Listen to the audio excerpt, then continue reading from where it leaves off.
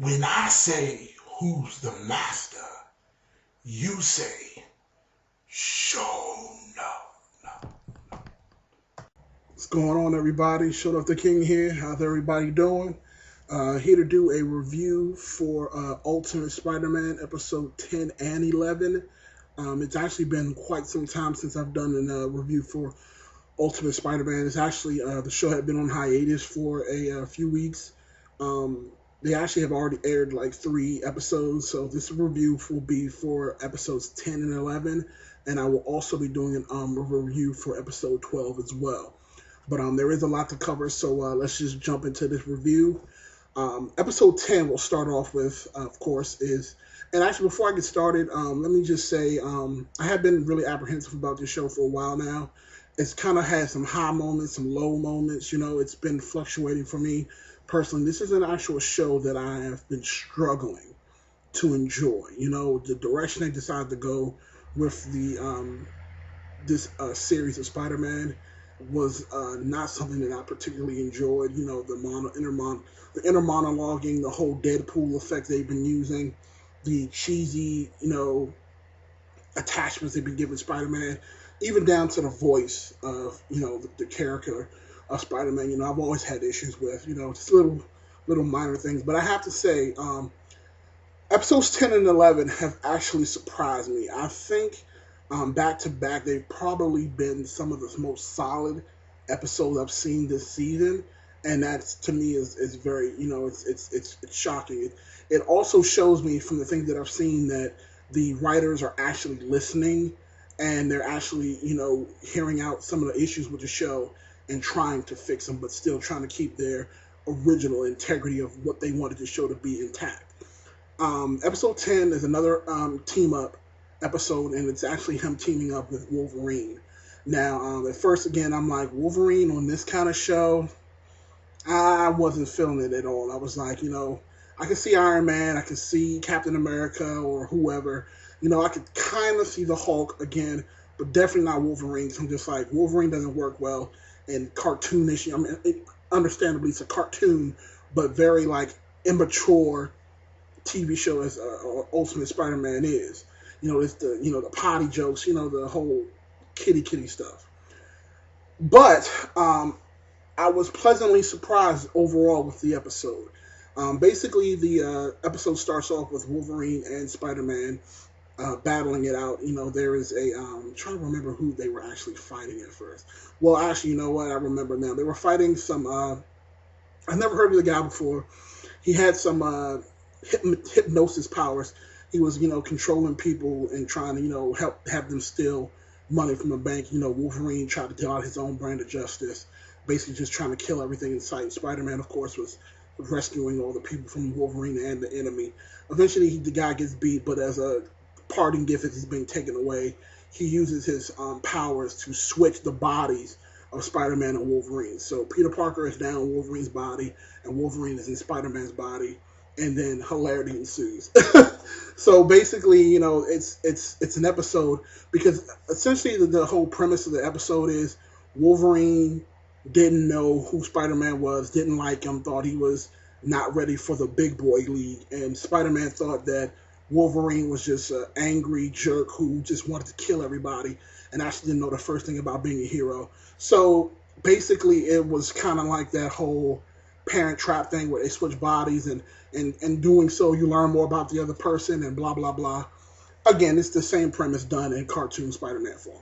But again, I liked it. I thought, the way that Wolverine came to and realized he was not in his body and just how angry he was and feral he was, when he was at school, he ended up beating up Flash Thompson at one point, and, him just trying to get used to his spider powers was kind of funny because, his spider sense kept going on, but he didn't know what it was. So I thought that was kind of funny. And on the other end, when Spider-Man woke up in Wolverine's body, I thought, again, it was still hilarious because, again, you got Spider-Man, sitting here with these claws, and his claws are literally just going in and out, back and forth. So he actually stabbed himself 3 times in the whole episode. But Wolverine has a super healing factor, so anytime he would stab himself, he would heal right back up. So I thought that was pretty cool too. And then At first, I thought the episode itself was going to just be like them trying to get back to each other and switch bodies back, but they actually added in a good flair by bringing in Sabretooth. And again, if anyone doesn't know, well, you know what, I'm pretty sure that you guys know who Sabretooth is, so I'm not going to get into a whole who is Sabretooth. Again, if you know Marvel, you know who Sabretooth is, plain and simple.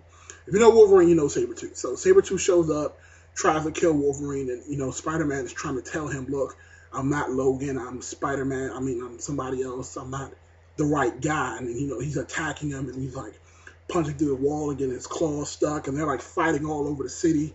Ridiculousness. So what ends up happening is that they, Peter Parker and Wolverine end up meeting up at the school, and Sabretooth follows him, and there's, like, an all-out fight, and it is awesome.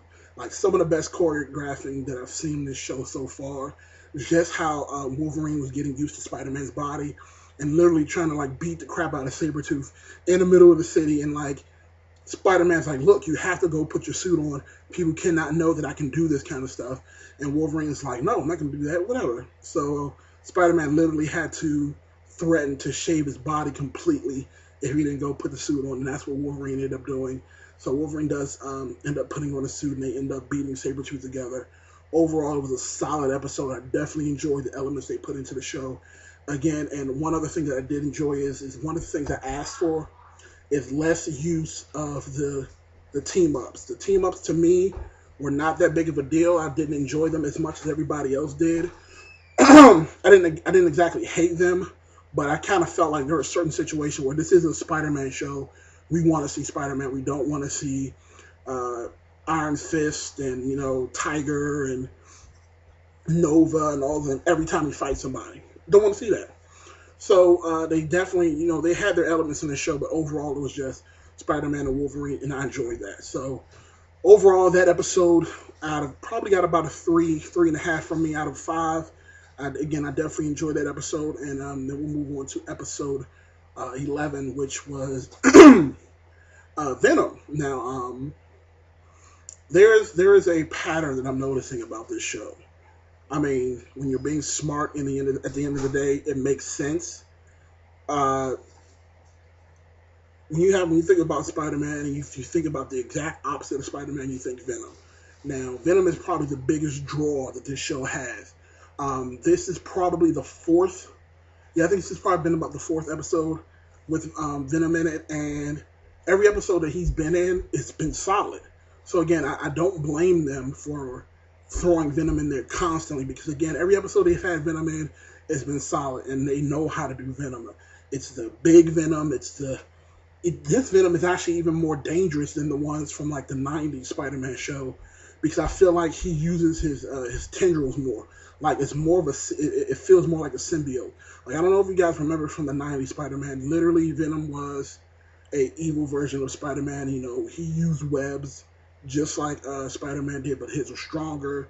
You know, he was still big, but it was mostly like a bigger Spider-Man. He didn't really use his symbiote like as a weapon like he did in the Ultimate Spider-Man. Like in this episode, like I don't even remember if he actually shot a web when he was fighting Spider-Man. I can't remember, but literally, like when he's fighting, and this is actually a team-up episode. Basically, the premise of this episode, in episode 11, is Harry still had some of the suit left on him from the Watch episode where he had it in the Watch. The symbiote hat was in his ear, and it's developed, and it's been controlling Harry. Harry is, going to his dad for help, because literally the episode starts off with Venom beating up this guy in the alleyway, stopping him from robbing a bank, and he beats him brutally, and everybody thinks Spider-Man did it. So, of course, we all know it wasn't Spider-Man. Spider-Man knew it wasn't him, so he obviously had to realize it was Venom. So, he goes to see Harry because, he knows Harry had the symbiote last. Confronts Harry. Harry tells him, I don't have the suit. Just leave me alone. Clearly, he has the suit because he's all worn out. He's tired. And it's just so obvious. So Harry goes to see his dad. And, of course, Norman is ignoring him as normal. And Harry gets very angry and transforms into Venom. And Spider-Man luckily shows up, and the battle ensues. And from that point on, it's just non-stop Venom action. And it's fantastic. Like, I gotta say, this is probably one of the best episodes I've seen this season. And we're about 12 episodes in at this point, and that battle with Venom was fantastic. I mean, his whole team his team came in, and they were trying to battle Venom, and they were actually trying to take him down hard. And Spider-Man was actually trying to stop them from hurting Harry, but he wouldn't tell him who he was. And that was something that was just kind of, pissing me off about that. I'm just like, you can't expect people to, I guess, trust you and try to do the right thing if you're hiding things. Like, you're hiding his secret identity for what? What are they going to do? Or if you tell them that it's Harry, they're not going to just go out there and kill him or lock him up or whatever the case may be. They're going to try to help him. They are superheroes just like you. I just felt like Spider-Man was so hell-bent on keeping Harry's secret. I'm just like, dude, you're not helping anybody, because I know myself, if I got Venom trying to kill me, I'm gonna try to take him out, plain and simple. It's just as simple as that. And if you want to play games and not tell me what's going on, then fine, I'm gonna handle it my way. And again, as Spider-Man's like trying to stop them from hurting Harry, it couldn't have been me, boy, because I'd have blasted Spidey out the way for real. I'm like, look, either you tell me who it is so we can help you, or you put your hands on me again, we're gonna have some problems. So anyway, the team attacks Venom, and again, what I was referencing earlier, just his fighting style was more primal. It was more, aggressive. Like, the suit was actually acting on its own. Harry had nothing to do with the fighting at all. He had lost all control.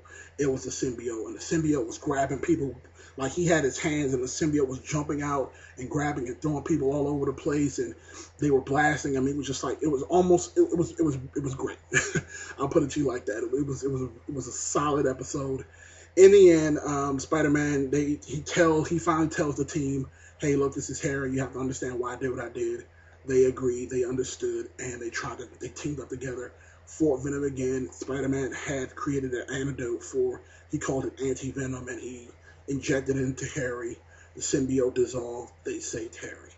Fantastic. But Norman now knows his son was the Venom, and of course Spider-Man doesn't know that Norman was the bad guy at this point. So there is still cloaking and dagging. He got some of the symbiote suit, and Doc Ock is still working on trying to improve the Venom. So again, we know now that this is probably this is not the last time that we are going to see Venom, which is fine. Now, one thing I do want to see, if they can get Carnage in here some way, somehow. Now, again, I know it's going to be hard with the tone that they're using for this series. So putting Carnage in this kind of show is going to be very hard and next to impossible. But if they can try to pull it off like they did with Venom, because again, like I said, I still felt like Venom was a strong, evil villain for this show, and he was kind of dark. So if they can pull Carnage out and try to get like a whole Carnage action going on, wow, that's the best thing that these guys can do for this show. But overall, like I said, I'm going to also give this episode a 3 to a 3.5 out of 5. I know, I'm going to actually give this one a solid 3.5. Maybe a 3.5 to a 4. Actually, you know what? I'm going to give it a 4. It's probably going to be I'm going to go on a limb. I'm going to give it a 4 out of 5. This was probably, like I said, the best episode of Spider-Man, Ultimate Spider-Man that I've seen so far this season. Anytime that you can bring Venom into the picture is okay with me. So, again, I want to know what you guys think about the episode. Did you guys enjoy it at all? Episodes 10 or 11. Again, rate, comment on the video, subscribe. This is Show Off the King. You guys have an awesome day.